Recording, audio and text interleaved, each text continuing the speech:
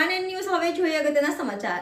Nandesari industrial એસ્ટેટમાં વીજ કરંટની એકનું મોત. વડોદરા નંદેસરી ઇન્ડસ્ટ્રીયલ એસ્ટેટમાં એક ગમખ્વાર ઘટના બની છે.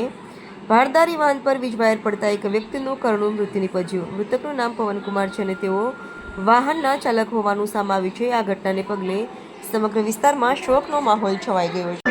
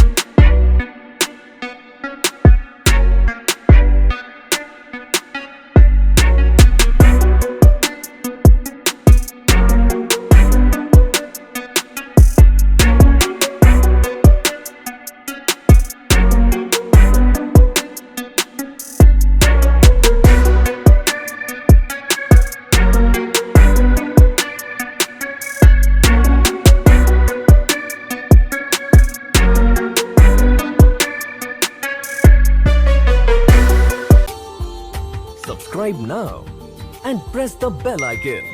Never miss an update.